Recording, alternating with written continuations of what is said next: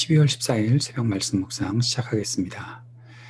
거룩하신 아버지 하나님, 오늘도 주님의 은혜로 이 하루를 시작합니다. 우리들에게 베풀어 주시는 주님의 귀하신 사랑과 또 우리들에게 들려주시는 주의 말씀을 붙잡고 오늘도 주님 따라 살아가고 말씀을 이루어가며 살아가는 우리의 삶이 되도록 인도하여 주옵소서. 예수님 이름으로 기도합니다. 아멘. 일주일 동안 우리가 계속해서 사무엘기를 글로 묵상했고, 이제 또 라이트 앤 딜라이트 새벽 말씀 묵상 시간을 통해서 같이 말씀을 묵상해 보고자 합니다. 오늘 사무엘기상 27장 1절에서 12절까지 말씀 같이 읽고 묵상하겠습니다. 다윗이 혼자서 생각하였다. 이제 이러다가 내가 언젠가는 사울의 손에 붙잡혀 죽을 것이다. 살아나는 길은 블레셋 사람의 땅으로 망명하는 것뿐이다. 그러면 사울이 다시 나를 찾으려고 이스라엘의 온 땅을 뒤지다가 포기할 것이며 나는 그의 손에서 벗어나게 될 것이다. 그래서 다윗은 일어나서 자기를 따르는 부하 600명을 거느리고 가드 왕 마옥의 아들 아기스에게로 넘어갔다.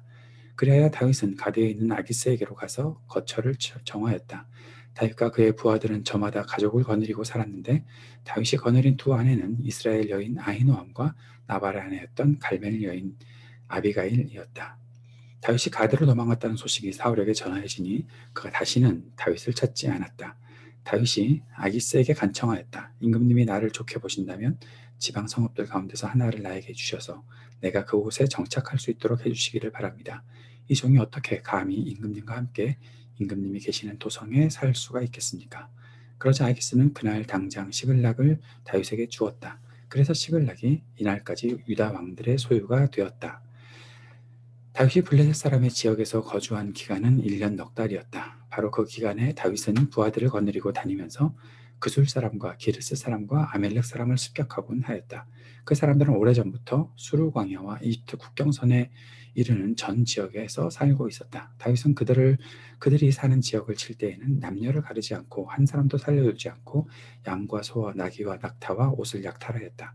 약탈물을 가지고 아기스에게로 돌아가면 아기스는 의뢰 그대들이 오늘은 어디를 습격하였소? 하고 묻고 그럴 때마다 다윗은 유다의 남쪽 지역을 털었다느니 여라무엘 족속의 남쪽 지역을 털었다느니 또는 겐 족속의 남쪽 지역을 털었다느니 하는 식으로 대답을 하곤 하였다. 다윗이 남녀를 가리지 않고 죽이고 가드로 데려가지 않은 것은 그들이 다윗의 정체를 알아 다윗이 그런 일을 하였다고 폭로할까 두려웠기 때문이다. 다윗은 블레셋 사람의 지역에 거주하는 동안 언제나 이런 식으로 처신하였다. 아기스는 다윗의 말만 믿고서 다윗이 자기 백성 이스라엘에게서 그토록 미움받을 짓을 하였으니 그가 영영 자기의 종이 될 것이라고 생각하였다. 아멘. 다윗이 블레셋으로 다시 들어가기로 결정했습니다. 사울이 자기를 죽이려는 일을 포기하지 않을 것을 확신했고 더 이상 이스라엘과 유다 땅에서는 그 사울이 자기를 추격할 때에 자기가 피할 곳이 더 이상 없다라고 생각했기 때문이죠. 우리가 앞에서도 보았던 것처럼 다윗이 어디에 갈 때마다 자꾸 사울에게 그것을 알려주는 사람들이 있었고 다윗은 또 그때마다 사울과 맞닥뜨려 했던 일들이 있었기 때문입니다. 사울이 다윗이 자기를 몇 번을 살려주었다는 것을 알고 더 이상 공격하지 않겠다 했지만 그러나 계속해서 사울은 다윗을 추격하고 있었기 때문에 다윗은 이제 블레셋으로 들어가서 사는 것이 안전하다 생각했던 것이죠. 그렇게 망명하게 되면 다시는 사울이 자신을 찾지 않을 것이다 라고 생각했던 것입니다. 그런데 이전에도 다윗은 아기스에게 갔던 일이 있었죠. 그때는 혼자 갔었고 거기서 미친 척을 하면서 생명을 지켜냈던 그런 일들이 있었습니다. 그리고 거기서도 또 불안했기 때문에 다시 블레셋에서 나오게 되었는데 이제 다시 또 블레셋으로 들어가게 되는 장면들을 보게 됩니다. 그런데 여기에서 다윗은 이미 그 전과는 완전히 다른 상태에 있다는 것을 보게 되죠. 다윗은 이미 부하 600명이 있었다. 2절에 보니까 부하 600명이 있었다. 또 그 부하들마다 저마다 가족을 거느리고 살았다라는 거죠. 600명의 플러스 가족들의 숫자까지 하면 얼마나 되겠습니까? 또 다윗도 두 아내가 있었다는 거죠. 아히노암과 아비가일 두 아내가 있었던 것을 보게 됩니다.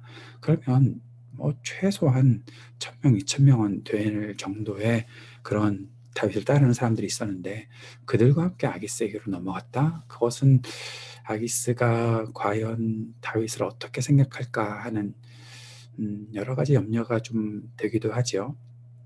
그런데 아기스가 다윗을 받아들이는 장면들을 보게 됩니다. 아기스는 다윗의 요청에 따라서 다윗에게 성을 하나 내어주죠. 아마 이런 추측을 해볼 수 있을 것 같은데 다윗이 혼자서 망명했을 때는 뭔가 좀 수상하게 여겨졌던 부분들이 많지만 이제 다윗과 함께 이렇게 많은 사람들이 한 1,000명, 2,000명 되는 사람들 그 정도 추측을 해보는 겁니다.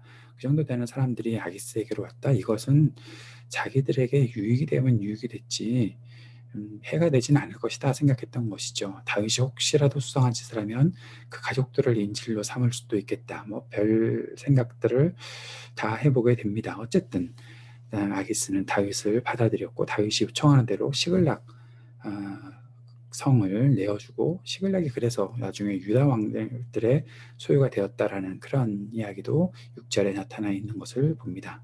그리고 이제 다윗의 추측대로 아기스에게로 망명한 다윗을 더 이상 사울이 찾지 않았다. 다윗이 가드로 도망갔다는 소식이 사울에게 전하여지니 그가 다시는 다윗을 찾지 않았다라는 그런 내용이 오늘 나타나 있는 것을 보게 됩니다.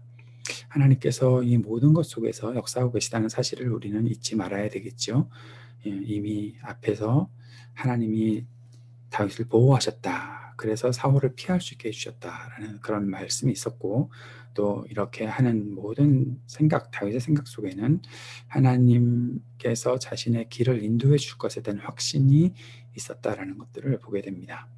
7절부터의 말씀에 보면 다윗이 블레셋 사람의 지역에서 1년 4개월을 있게 된다라는 말씀이 있고 그 후에 8절에 보니까 다윗이 부하들과 함께 그술, 기르스, 아말렉 사람들을 습격하고 그들을 다 몰살시키는 그리고 약탄물들을 가지고 아기스에게로 돌아가는 장면이 나타나 있습니다.